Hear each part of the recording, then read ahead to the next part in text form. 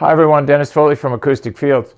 Today we're going to talk about barriers. Now barriers is the structure we build to keep noise. Remember, if this is noise source and we're the receiver, we build a barrier between the source and the receiver.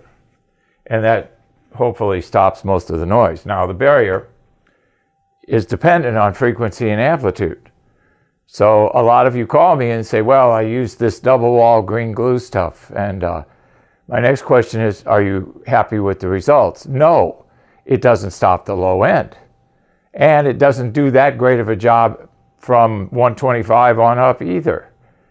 And I says, yes, on top of your misery, you gave up 10 inches of space in your room. And you didn't achieve anything. You got no low frequency management. And your mids and highs are problematic. For 10 inches of space and all that material and labor, that's horrible. That's 40 and 50-year-old technology. We have to measure the noise frequency and amplitude. We got to know what's going on here. We got to know what's coming from the source. If we're going to fight this like a castle and the knights are out there ready to charge the castle, we have to know how thick to build the walls and how high to build the walls. Depends on the army out here. Depends on the sound. Depends on the frequency and amplitude. Okay? So, what else do we have to measure? We got to measure what's going on in the neighborhood. That's called ambient noise. A lot of engineers get in trouble with this. They have their studios. I do a lot of business in Los Angeles, and they have their studios in LA, and they're 6 feet away from their neighbor. So they're mixing during the day. No problem. Ambient noise levels in the neighborhood, 70, maybe 75 dB SPL. They're mixing 85, 90, 95 maybe. So it's not much difference between the energy they're using and the energy that's in the neighborhood.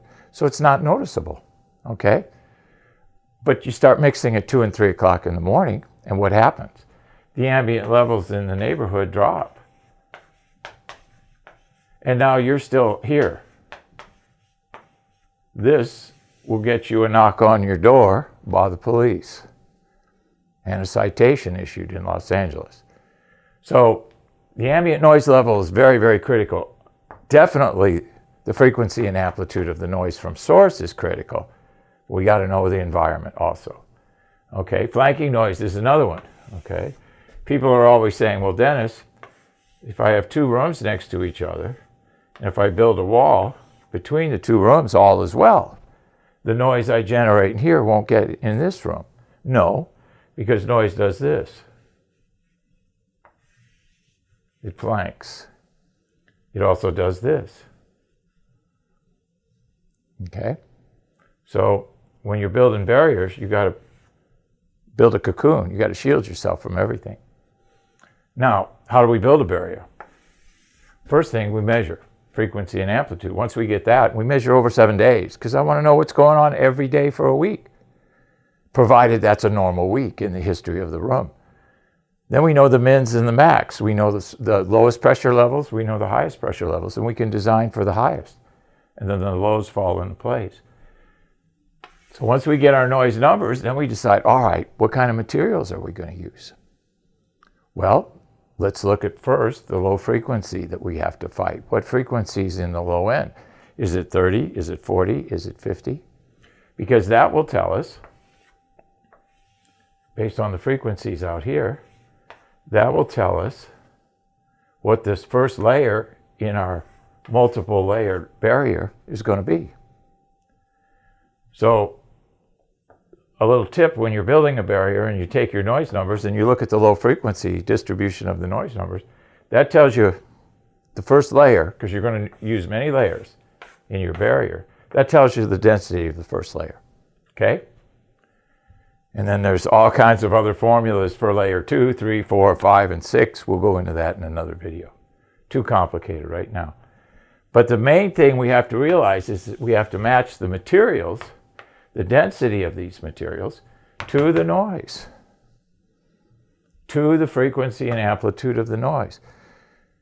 When you call me up or you send me an email and say, I have this situation and I have this noise situation and I want to do this, will it help? And my standard answer is, I don't know, because I don't know what the noise numbers are, and neither do you. That's why you're calling me guessing, and I don't guess. So we got to have numbers, because if you guess with noise, you're kind of a fool, because you'll guess wrong. I even guess wrong after 43 years. What chance do you have? So that's why we have systems in place with your phone where you can measure. If we measure, we know. If we know, we can fix it. If we fix it, it's 100% right. And you don't have to revisit it. It'll work, and we guarantee it. All right. So what are we trying to do? We're trying to take this energy that has this frequency response, run it through our barrier so that it comes out like this. So we're trying to reduce the energy, because this is a picture of the energy. This energy is smaller than this energy. So that's what we have to do. And we do that by running this through a series of layers that slows it down, and sometimes we can even stop it before it gets up. Okay? What's a good example of this? You ever been driving down the freeway in mountains and they have those truck exit ramps in case those semi-trucks lose their brakes? Well, that's comforting. I like to be on that road, signs all over the place saying, well, if you lose your brakes, take this ramp here, okay? Well, what do? They run the truck up a 45-degree ramp. At the top here, they'll have water or sand. But the goal is to bleed the energy out of the vehicle, take the forward momentum away from the vehicle so that it stops. Same thing here. We're trying to take the forward momentum of the energy and turn it into a little piece, from a snake to a worm, if you will. So that's the goal. Can't do it with one layer. Got to have multiple layers. We call this process our sandwich. Okay. So, barriers, noise transmission, must measure, please, frequency and amplitude. Look at the total situation, flanking, ambient levels. Get the right materials, matching, and this is our goal. Now, the reason we understand all of this is because when I built rooms as a real estate developer, we tested our walls. We used the engineers had a big rubber hammer and they'd hit the floor. And then they'd have accelerometers attached to the walls. And then go into the computer. And when they would strike the floor or the wall, the vibrations would form a signature. And they would be able to tell the effectiveness of our barriers. If it didn't meet what we wanted, we tore it out and started over again. You can't do that at home. This is a research and develop facility. We're designed for this. This is the job of the guys that work there. But you can't make that mistake at home. You have to tear it out and start all over again. So you drain your bank account and your time, and you don't want to do that. So our noise measurement service, inexpensive. So use it. It'll save you lots of grief, and you'll get it guaranteed with it. Hope this helps. Thank you. Thank you for watching this video, and if you liked it, please give us a thumbs up.